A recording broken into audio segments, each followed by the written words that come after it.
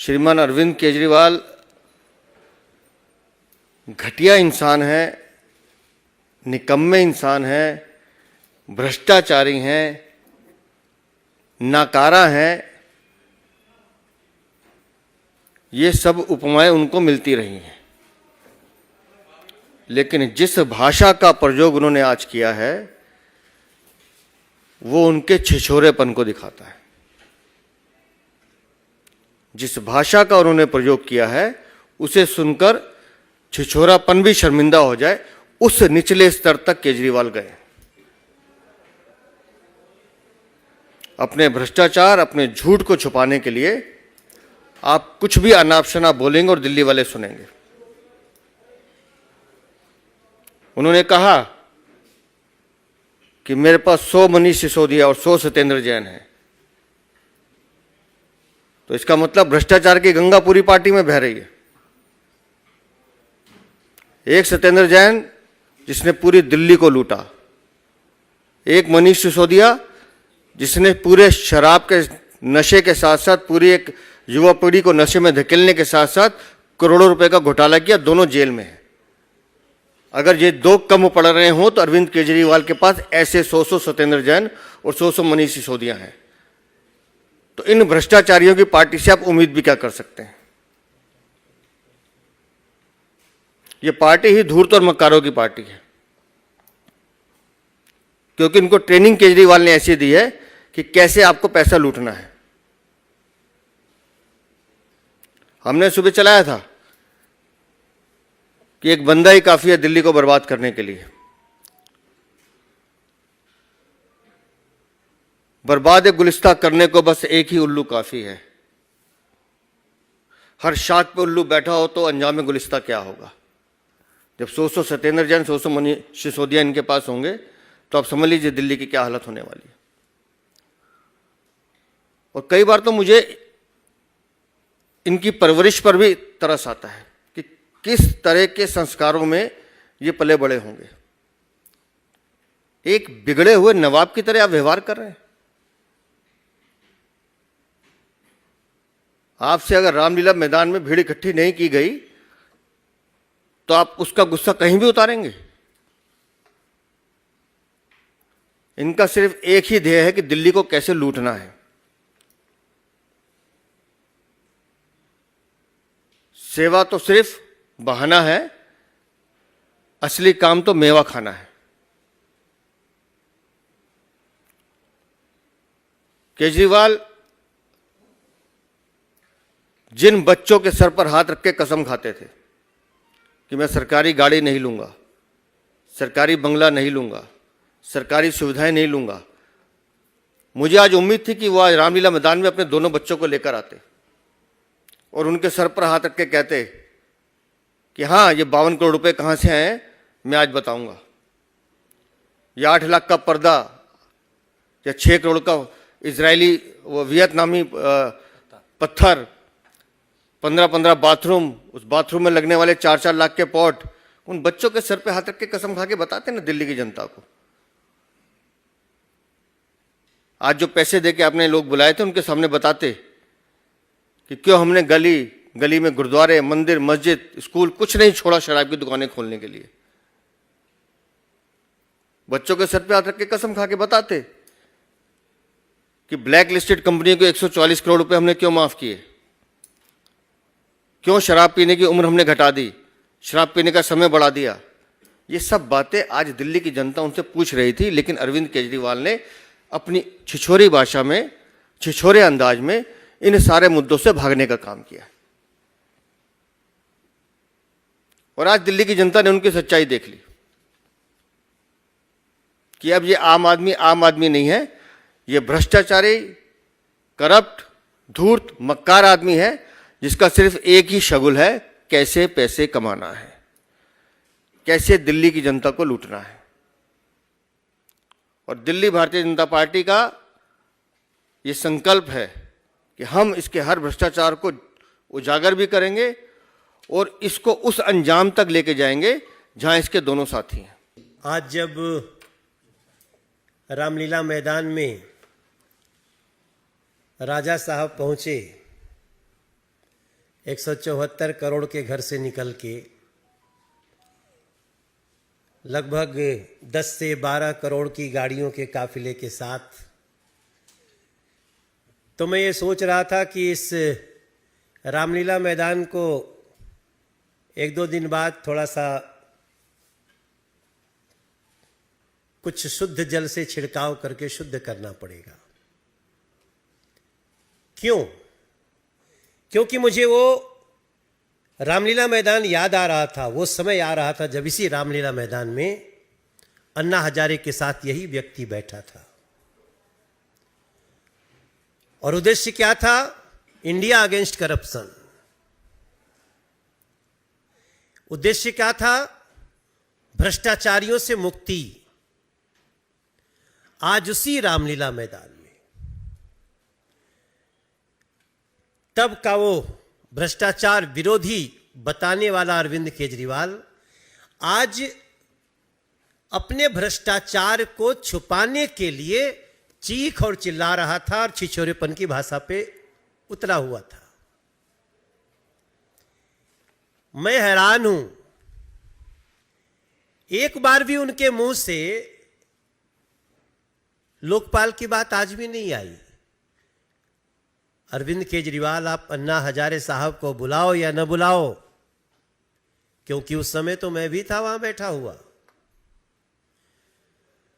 आप अन्ना हजारे साहब को बुलाओ या न बुलाओ अरविंद केजरीवाल, लेकिन लोकपाल के बारे में बात करनी चाहिए थी। अगर आज लोकपाल होता तो आपको इस भ्रष्टाचार के लिए हम सभी को इंतजार नहीं करना पड़ता कि आपको कैसी सजा मिले, कहां सजा मिले। पॉलिटिकल टूरिस्ट का सबसे बड़ा एग्जाम्पल अगर सेट किया है किसी ने तो अरविंद केजरीवाल ने। वो दिल्ली की जनता से वोट लेते हैं सिर्फ इसलिए कि हमें पटना घूमना है, हमें चेन्नई घूमना है, हमें हैदराबाद घूमना है, हमें देश बंगाल घूमना है, देश के कोने कोने में घूमना है। बस अगर नहीं घूमना है तो उस घर के तरफ जहां गंदा पानी आ रहा है, हम अगर नहीं घूमना है तो उस जमुना जी की तरफ जो जमुना जी आज अपनी किस्मत को तरस रही है। तब मुझे समझ में आता है ये तब होता ना जब ये आम आदमी पार्टी होती। अब ये आम आदमी पार्टी है ही नहीं, ये तो खास आदमी पार्टी हो चुकी है। और आम आदमी पार्टी के कार्यकर्ता भी ऐसा सोच रहे हैं। ऐसी स्थिति में उन्होंने खुद ही बोल दिया, आज उनके भाषण को ध्यान से सुनिए, तो उन्होंने कहा हम इतने दिनों से राज कर रहे हैं। मैं थोड़ी देर में वीडियो डाल दूंगा। अगर हमसे कहीं प्रेस रिलीज लिखते समय भी अगर गलती से लिख दिया कि राज कर रहे हैं तो हम तुरंत उसको मिटाते हैं, काटते रहे, कहीं गलती लिखे है। हम राज नहीं कर रहे हैं, हम सेवा दे रहे हैं। हम इस देश के सेवक हैं। प्रधान सेवक अपनी सेवा से 1,50,000 करोड़ रुपया दिल्ली को तब भी दे चुके हैं जब दिल्ली में हमारी सरकार नहीं है। तब ऐसी स्थिति में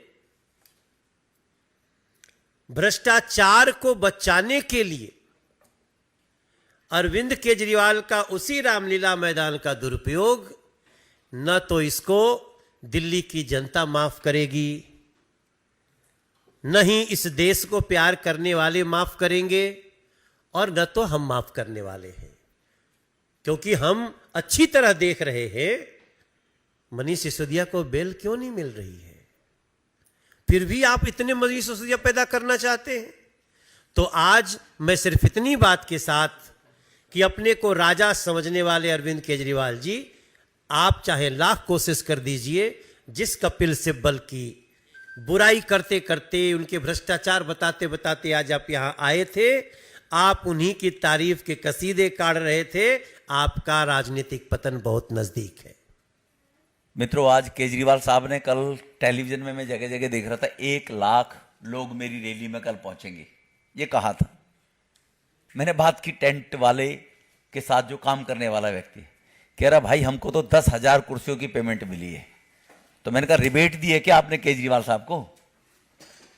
तो जो झूठ का पुलिंदा और उनकी असलियत अभी अध्यक्ष जी ने, सचदेवा जी ने आपके सामने रखी है। पेट्रोल के दाम बढ़ गए तो उससे हर चीज के दाम बढ़ जाते हैं। पहले तो आपको मैं जानकारी में दूं कि पेट्रोल के दाम जो आज सिब्बल साहब को साथ बैठाकर वो प्रेस कर रहे थे और कांग्रेस को गलबैयां कर रहे हैं, हमारे साथ समर्थन दे दो, समर्थन ले लो, उसी कांग्रेस के जमाने में 2004 में जब अटल बिहारी वाजपेयी की सरकार गई थी 36 रुपए लीटर पेट्रोल हुआ करता था। 14 में जब मोदी साहब आए तो पेट्रोल की कीमत 78 रुपए लीटर थी, 36 से 78 थी। आज तो 78 से 91 हुई है केवल, और वो भी कोविड के कारण, यूक्रेन रसिया युद्ध के कारण। और पेट्रोल बेशर्मी की हद देखिए। हमारे कहावत है देहात में कि भैंस अपने रंग को देखती नहीं और छाते को देखकर बिदकती है। आज ही पंजाब में वेट बढ़ाया 92 पैसे पेट्रोल पर, आज ही पंजाब के लोगों का। किस मुंह से आप कह रहे हो कि पेट्रोल के दाम बढ़ रहे हैं? और कंपेयर करिए कपिल सिब्बल के साथ कि कांग्रेस के जमाने में 36 से 78 पेट्रोल के दाम हुए थे, तब बढ़े थे या अब बढ़े थे।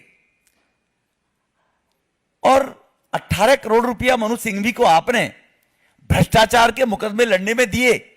ये क्या केजरीवाल साहब के बाबू के पैसे थे क्या? ये दिल्ली की जनता के वही टैक्स पेयर के पैसे जो माचिस भी खरीदते तो टैक्स देते हैं अपने करप्शन, अपने झूठे कुकर्म को ढकने के लिए। और वो वीडियो हर चैनल के पास होगी, कपिल सिब्बल जिसमें भ्रष्ट आदमी थे। मेरा निवेदन है मीडिया के बंधुओं से, वो आज देश के लोगों को, दिल्ली के लोगों को चैनल जरूर दिखाएं जहां वो एक तरफ आज कसीदे पढ़ रहे थे और सत्ता में आने से पहले कपिल सिब्बल की क्या ईमानदारी का बखान कर रहे थे कि वो ईमानदार हैं, चोर हैं, भ्रष्ट हैं, बढ़िया हैं। तो जनता को इसका पता लग जाना चाहिए जी। और जो केजरीवाल साहब भ्रष्टाचार की बात करते हुए अभी अध्यक्ष जी ने कहा कि काश 2 बच्चों को आज लेकर बैठते और कहते मैंने 2 बच्चों की कसम खाई थी, मैं ये काम नहीं करूंगा, देखे मैंने कुछ भी नहीं किए। आज पता नहीं बच्चे कहां चले गए, इसका कौन जवाब देगा? तो इसलिए उनकी जो कपिल सिब्बल के साथ में और भ्रष्टाचार को लेकर कई बातें हैं, वो कहीं ना कहीं बेशर्मी की सारी, निर्लज्जता की सारी हदों को पार करती नजर आई। आज दिल्ली के लोगों ने देखा था। दिल्ली के सांसद घरों में बैठे रहते हैं। उन्होंने कहा आज ये बात भी अपनी रैली में, केजरीवाल साहब को मैं मीडिया के सामने केवल दक्षिणी दिल्ली की बात करता हूं कि पिछले 9 साल में आपने पूरी दिल्ली में कितने नए प्रोजेक्ट चलाकर क्या कुछ पैदा किया। और दक्षिणी दिल्ली में केंद्र की सरकार के माध्यम से 15 प्रोजेक्ट तो ऐसे हैं जो नेशनल लेवल के प्रोजेक्ट हुए हैं। और आप बताइए दिल्ली के अंदर, ये मैं केवल एक दक्षिणी दिल्ली का चैलेंज करता हूं केजरीवाल साहब को।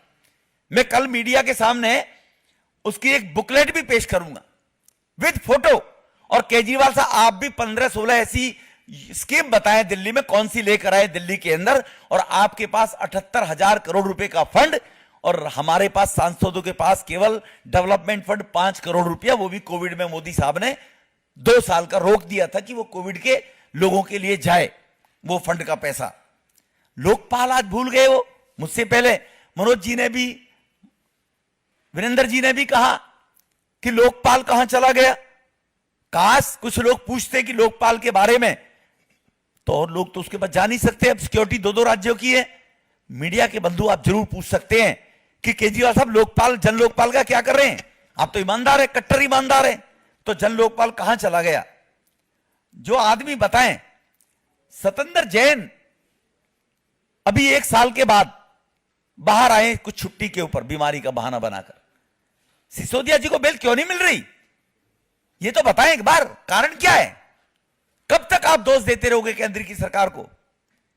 और आप इतने निर्लज्ज, बेशर्म कि कोविड के अंदर एक तरफ देश के गृह मंत्री अस्पतालों में जाकर और 10,000 बेड की अस्पताल बना रहे हैं, और एक तरफ आप अपने उस कोविड के दौरान, ड्यूरिंग कोविड 1 साल 2 विजिट केजरीवाल कहीं सोशल मीडिया पर डाले कि कोविड के दौरान में 2 जगह पर गया था। अगर केजरीवाल साहब के अंदर गैरत है, कहीं ना कहीं उनकी गैरत, वैसे तो गैरतमंद आदमी है ही नहीं, गैरत है तो दिखाए कहां 2 जगह आप गए थे। आपका तो शीश महल बन रहा था 45 करोड़ की लागत से, 20 के अंदर, 19 के अंदर, जहां भी बताया अध्यक्ष जी ने, सचदेवा जी ने, कि 6 करोड़ का पत्थर, 4 लाख की पॉट, 86 लाख के पर्दे, 2.5 करोड़ की खुल जा सिम, 1 ताली बजेगी लाइट बंद खुल जाएगी, और 2 ताली बजेगी लाइट बंद हो जाएगी, उनको छू भी नहीं पाएंगे। दरवाजे एयरपोर्ट की तर्ज पर गरीब लोग तो जाते नहीं झुग्गी झोपड़ी के एयरपोर्ट पे, उनको तो जानकारी नहीं है कि आपके कदम 2 आगे पड़ेंगे आपके गेट खुल जाएंगे। तो आपका शीश महल बन रहा था और कोविड में दिल्ली करा रही थी, गृह मंत्री जी को दिल्ली में उतरना पड़ा। इसका भी कोई जवाब दे देते कि खांसी की वजह से नहीं आए, किसकी वजह से नहीं आए। तो इसीलिए जो घोटाले आपने किए हैं, उन घोटालों के बारे में कहीं ना कहीं तो बताते कि मैंने कोई घोटाला नहीं किया है, तो शायद अच्छा लगता कि आपको रामलीला मैदान में कुछ बोलने का हक और अधिकार है। धन्यवाद। हम लोगों ने कोशिश की कि वो अपना राजमहल दिल्ली की जनता को दिखाएं। हमारे कार्यकर्ताओं ने चिट्ठी लिखी, हमारे सांसदों ने लिखी, लेकिन उन्होंने कोई जवाब नहीं दिया। तो हमने उनकी एक राजमहल की एक पूरा एक मॉडल बनाकर आज लॉन्च किया है और उसको हम 70 विधानसभाओं में लेके जाके दिल्ली की जनता को दिखा रहे हैं कि देखिए इस राजमहल में क्या क्या सुविधाएं हैं, कैसे स्विमिंग पूल है, कहाँ दिल्ली के राजा उसमें विचरण करते हैं, कहाँ कहाँ पेड़ काटे हैं वो भी दिखाए हैं, और कैसे करोड़ों रुपए की गाड़ियाँ भी खड़ी हैं, कितने कमरे हैं। तो ये राजमहल जो अरविंद केजरीवाल ने दिल्ली की जनता की गाड़ी कमाई से लूट के बनाया है, ये राजमहल दिल्ली की जनता के दरवाजे तक ले जाने का काम हम लोग करेंगे।